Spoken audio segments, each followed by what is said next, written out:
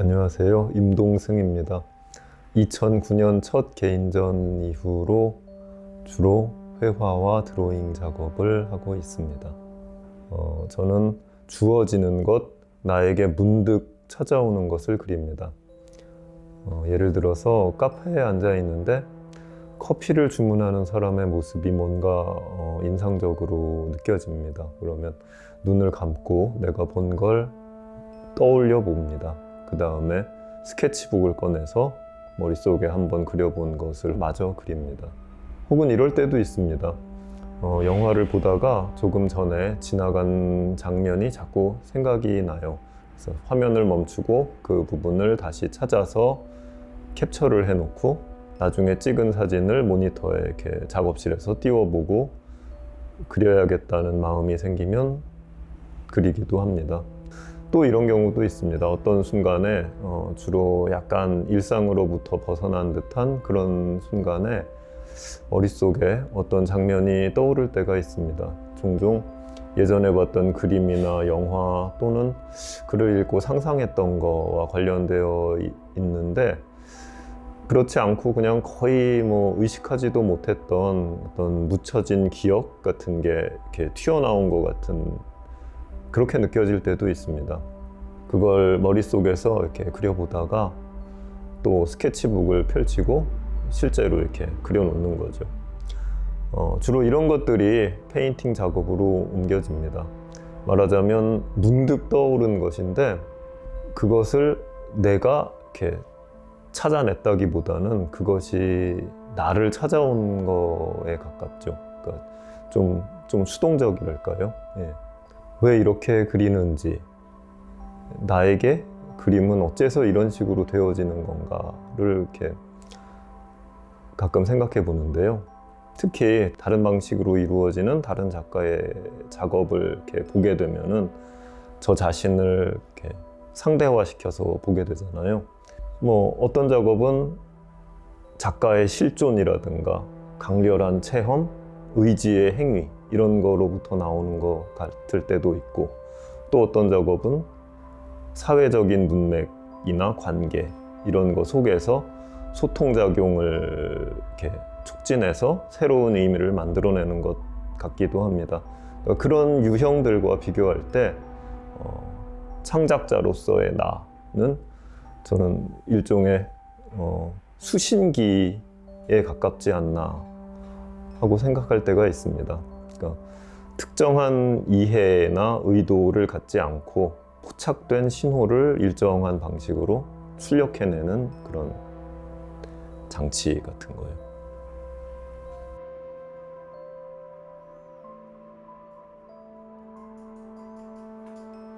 저는 늘 일정한 방식으로 그림을 그리고 싶었습니다. 그려야 할 것으로 느껴지는 것들이 이렇게 다양했으니까 더욱 그런 필요를 느꼈던 것 같기도 합니다. 말하자면 특정 주제나 대상에 특화된 어떤 특별한 방법이 아니라 모든 것을 균질하게 다룰 수 있는 그리기의 방법이라고 할까요? 다시 수신기에 비유하자면 어떤 신호가 잡히게 될지, 즉 무엇을 그리게 될지는 늘 알 수 없는 상태니까요. 도트, 그리드, 허점의 기법이 나오게 된 배경에는 그런 지향과 추구가 있었습니다. 처음엔 캔버스에 가로 세로로 직선을 그어서 그리드를 만들고 그 안에 줄을 맞춰서 일정한 크기의 점들을 찍어 넣었어요. 자신의 드로잉을 비롯한 수집된 이미지들을 그런 식으로 기계적으로 옮기는 것까지는 수월했고 나의 의도와 잘 맞는다고 느껴졌는데 그것만으로는 좀 뭔가 부족한 거예요. 뭘까 하고 고민을 많이 했습니다. 그러다가 어느 순간에 이 다음의 단계는 뭔가를 더하는 것이 아니라 빼는 것이 아닐까. 다 붙잡으려고 하지 말고 좀 놓아버리고 다 채우지 말고 좀 비워놓으면 어떨까 하는 생각이 퍼뜩 들었죠. 그렇게 돼서 점과 점 사이에 작은 빈틈을 그냥 남겨놨는데 이게 저에겐 상당히 중요한 결정적인 전환점이었던 것 같습니다.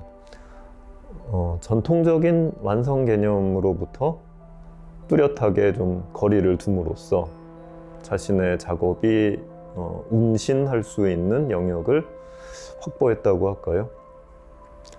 한편으로 생각해 보면 제가 그리는 것, 그러니까 저를 찾아온 수신된 신호는 흘러가는 것을 붙잡아 둔 것처럼 유동적이고 이렇게 쉽게 흩어지는 것이니까 본성적으로 이렇게 어떤 완전한 거라기보다는 불완전하고 이렇게 미완의 상태고 열린 상태, 이런 거에 공명한다고 할 수도 있겠죠.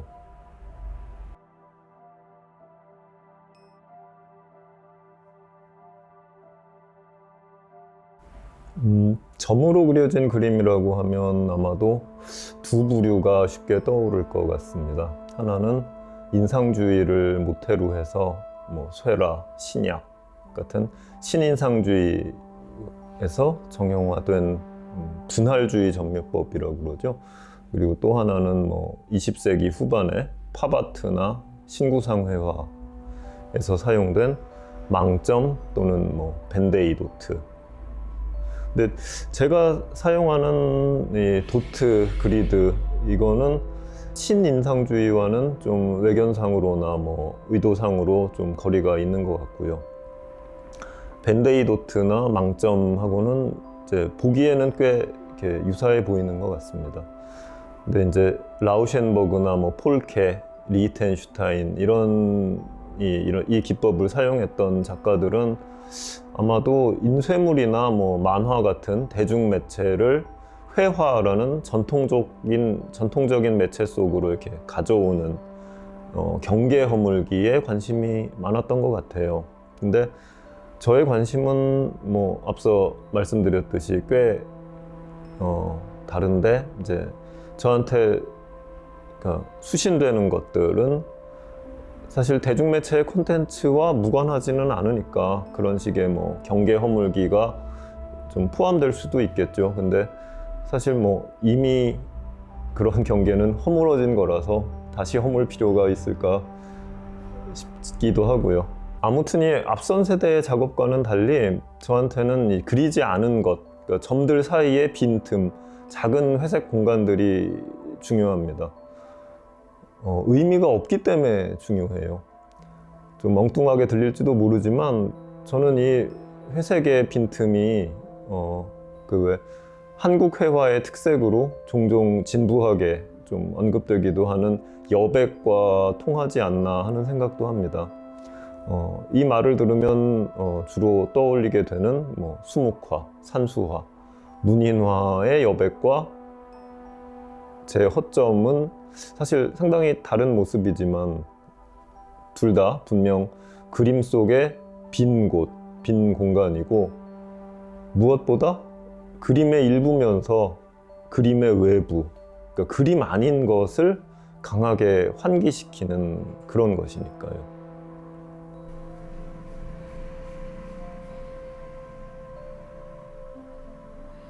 (2021년에) 허점들 전시에서 이미 등장했는데요.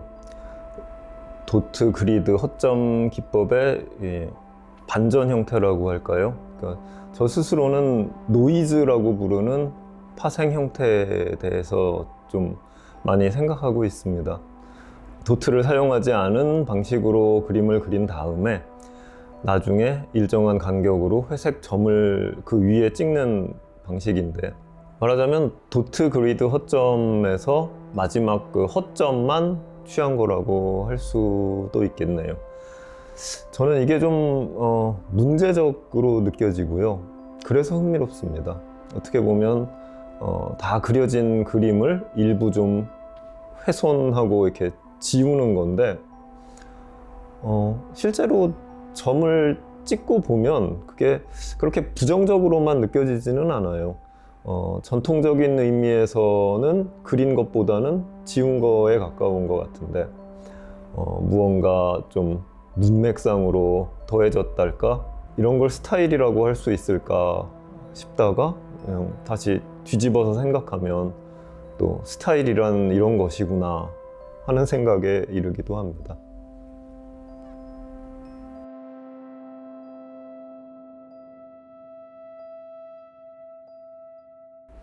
앞서 말씀드렸듯이 저는 찾아온 것을 받아들이는 이렇게 수신자로서의 역할을 합니다. 그래서 수신된 것에 대한 판단이나 해석은 최소화하려고 하고, 그러다 보니 도트, 그리드, 허점의 기법에 이르게 됐다는 얘기를 했죠. 그러니까 저는 이 이미지들이 어디서 왔는지는 별로 따지지 않는 편입니다. 그런데 그냥 한 발 물러나서 다른 사람의 그림을 보듯이 보면 제 그림은 이렇게 완전히 막 낯설게 느껴지는 그런 그림은 아닌 것 같아요. 어디선가 본 듯한 이미지, 또 언젠가 읽은 듯한 그런 이야기가 담겨 있는 것처럼 느껴지기도 하죠. 그런 익숙한 것들이 다소 낯선 방식으로 이렇게 조합되고 짜집기 되어 있는 것처럼 보이기도 하고요. 이번 전시를 준비하면서 저는 이야기라는 것에 대해서 좀 많이 생각을 했습니다. 종종 제 아이가 이야기를 해달라고 이렇게 졸라서 해줄 때가 있는데, 저도 어렸을 때 이 어른들한테 똑같이 졸랐던 것 같아요. 전시를 구상하면서 그림들을 늘어놓는데 우리의 존재가 이야기에 상당히 의존하고 있다, 빚을 지고 있다, 이런 생각이 갑자기 들었어요. 유전자 정보를 DNA가 실어 나르는 것처럼 고대로부터 전해진 기억이 이야기를 통해서 전해진다고 할까요? 물론 다 오래된 것은 아니고 오히려 최근에 일어나는 사건 같은 것도 아주 오래된 이야기의 모습을 취하는 신기한 일도 일어나죠. 최근에 이런 걸 어디서 읽었는데요. 고대 신전의 사제나 무당은 자기의 말을 하는 게 아니라 신이나 정령 같은 초월적인 존재의 의사, 말을 안테나처럼 이렇게 수신해서 전해주는 역할을 하는데, 현대에는 이런 역할의 상당 부분이 작가, 예술가에게 흡수됐다는 그런 얘기를 어디선가 읽었습니다. 사실 저는 종교적이지도 않고 신기 같은 거하고는 거리가 먼 사람이지만 이 이야기에 대해서만은 사실 저 말고도 많은 사람들이 그런데 일종의 무의식적인 전달자이자 생산자의 역할을 하고 있지 않나, 그런 생각을 해봅니다.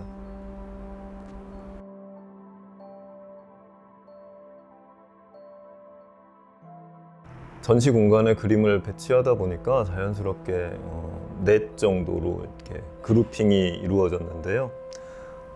하나는 입구 들어와서 왼쪽으로 좀 천정이 높은 공간을 주로 차지하고 있는 주로 풍경화들입니다. 가운데에 있는 큰 그림, 저는 제목을 우리가 만약 모든 것을 잃는다면 이라고 붙였는데요. 제가 저장해 놨던 풍경 이미지랑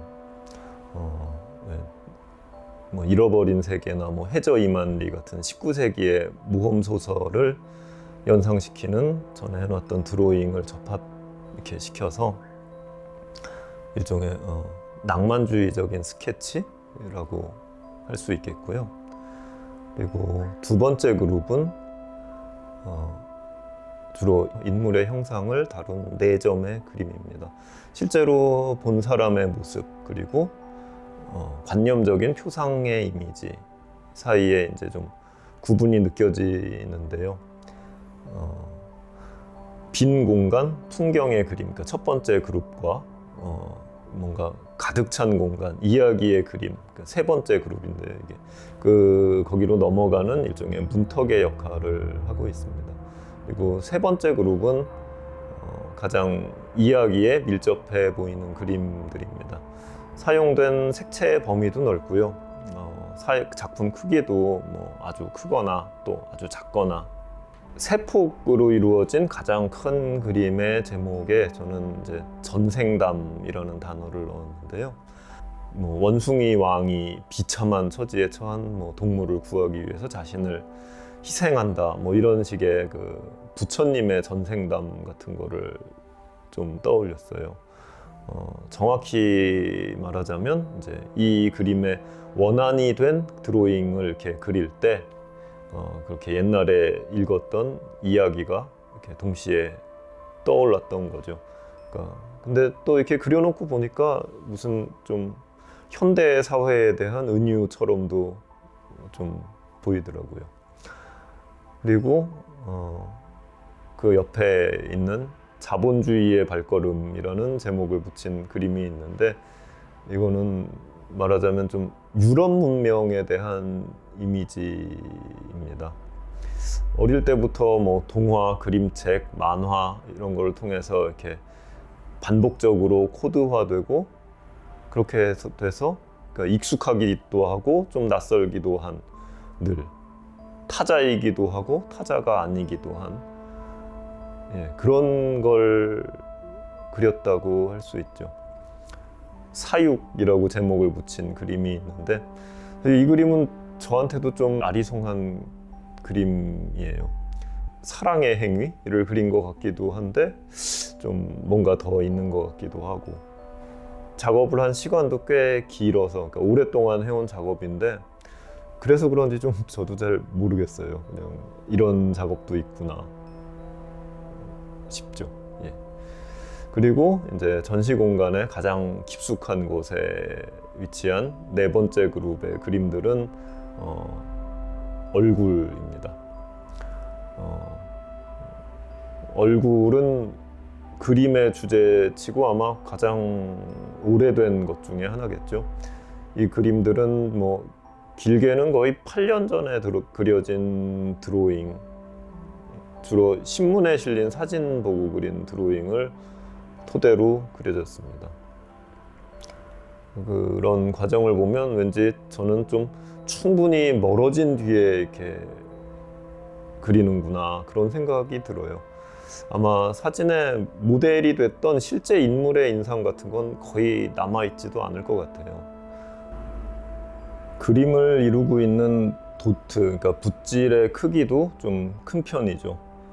저는 이 그림들이 우리의 시선을 반사하고 우리를 바라본다는 사실이 흥미로운데, 그게 이미지로서 매우 희미하고 거칠다는 특징에도 불구하고 그런 건지, 반대로 거칠고 희미하기 때문에 더 시선이 강렬하게 느껴지는 건지를 이렇게 좀 생각해 보곤 합니다.